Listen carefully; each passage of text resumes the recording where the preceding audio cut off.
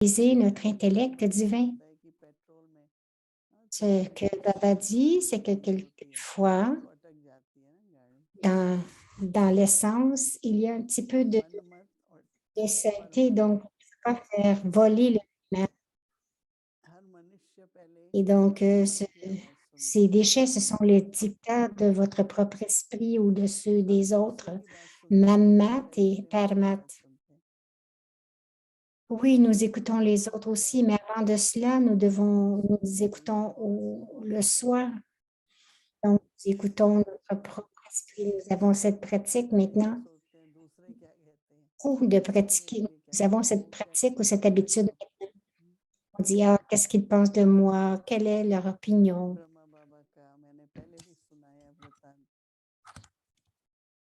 J'ai déjà partagé à propos de cela que Brahma Baba, tous ceux qui venaient à Baba pour différents sujets, disaient, oh Baba, j'ai besoin de conseils pour ceci ou pour cela. Qu'est-ce qu'ils faisaient avant de venir à Brahma Baba? Ils disaient, ah, ils demandaient aux autres, qu'est-ce que tu en penses? Baba dit,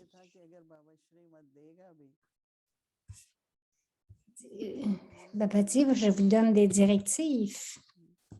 Et si vous ne les suivez pas,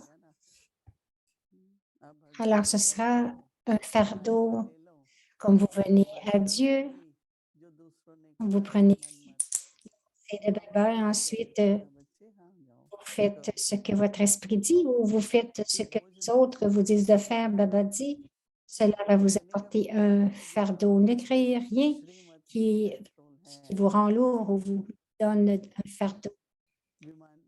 Les directives de Baba, c'est comme de l'essence pour votre vie man, pour vraiment faire voler ce vie man de l'intellect divin. Demain, nous devrions tous porter attention à savoir est-ce que j'écoute les dictats de mon propre esprit, celui des autres, ou si j'écoute les directives élevées de Baba. Parce qu'il y en a qui ont cette nature, ce sanskar. Mais ils ont ce sanskar d'écouter les autres. Nous devrions juste écouter ce que Baba nous dit. Nous n'avons qu'à écouter Baba. Pas écouter le soi, pas écouter les autres. Donc, Baba dit maintenant, soyez doublement et soyez stable dans ce niveau d'intellect divin. Donc, juste être stable et rester à ce niveau élevé dans cet intellect divin et répandez et ensuite répandez les vagues de coopération, de bons souhaits et de sentiments purs et aussi de la lumière et du pouvoir à toutes les âmes du monde. Aujourd'hui, il y a beaucoup d'agitation, de peine. C'est vraiment répandu dans l'air maintenant à cause de l'ignorance, ce qu'ils font. Ils sont influencés par les vices. Donc, nous devons apporter cette lumière, ce pouvoir. La lumière et le pouvoir, vous devez répandre ces rayons dans ce Viman. L'essence devrait toujours être les directives élevées. Shiv Baba, il ne devrait pas y avoir le moindre déchet des dictats de votre propre esprit ou de ceux des autres, parce que c'est de la pollution. Donc, il ne faut pas qu'il y ait de la pollution de votre propre esprit ou de celui des autres, parce qu'à ce moment-là, vous ne pourrez pas voler dans votre Viman d'un intellect divin.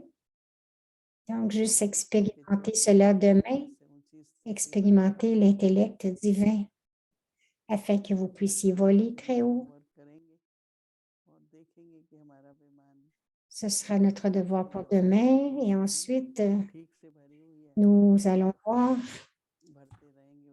si nous avons assez d'essence de Shrimat et, et si si nous continuons d'emplir notre Viman avec la Shrimat de Baba. Om Shanti. Om Shanti, avec Molly Revision Om Shanti. Maintenant, nous allons réviser le Murli Avyat.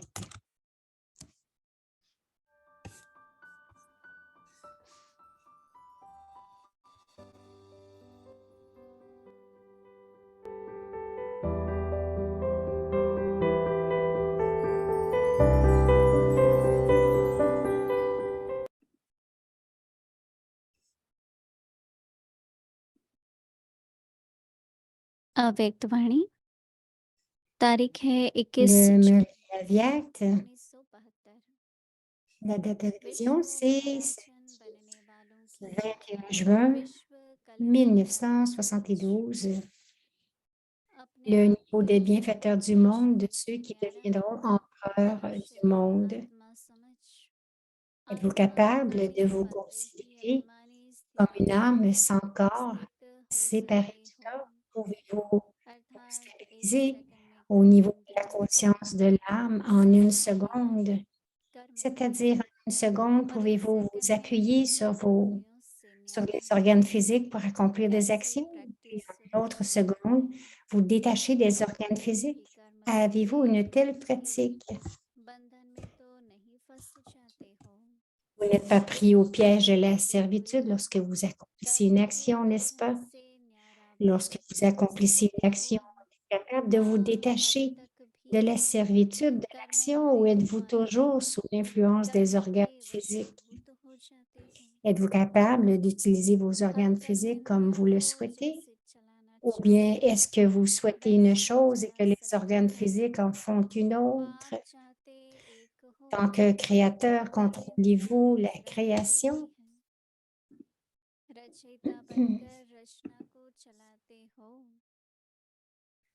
En tant que créateur, contrôlez-vous la création? Une âme vivante, un être humain est capable de donner la forme qu'il veut à une chose non vivante, de l'utiliser pour n'importe quoi, de la manière qu'il veut, la placer où il veut, car la chose non vivante est sous le contrôle du vivant. De la même manière, l'âme vivante n'est-elle pas capable d'utiliser les organes de la matière souhaitée? De même que vous êtes capable de transformer une chose non vivante en n'importe quelle forme, lui faire prendre n'importe quelle forme de la même manière, n'êtes-vous pas capable de rendre les organes physiques sans vice et de refroidir ou d'apaiser les organes physiques qui brûlent dans le feu de l'influence du vice? L'âme vivante n'a-t-elle pas ce pouvoir de transformation? N'êtes-vous pas capable de rendre vos organes physiques espiègles, tolérants et faciles à vivre? Ressentez-vous cette puissance en vous? Vous êtes des âmes puissantes, n'est-ce pas?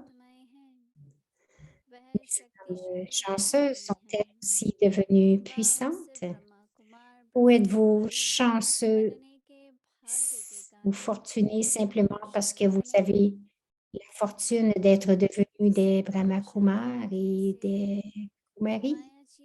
Vous ne pouvez pas devenir les conquérants de Maya simplement en étant fortuné.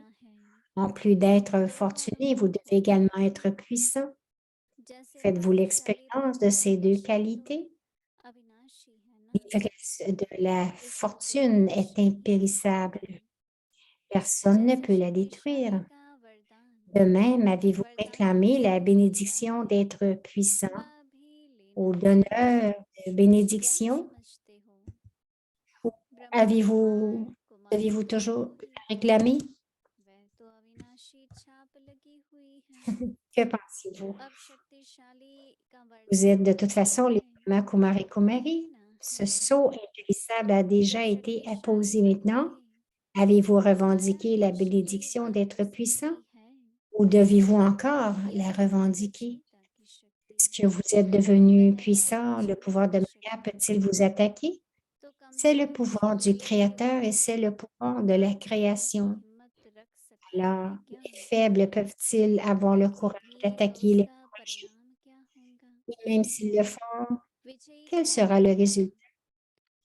Qui serait le victorieux? Qui serait victorieux? Ceux qui sont courageux.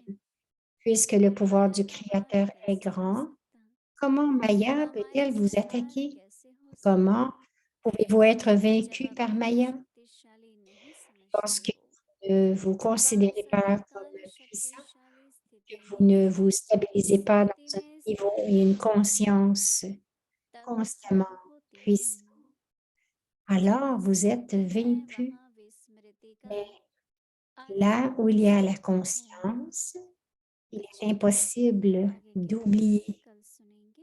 Ok? Le reste, le murli va se poursuivre demain. Om Shanti.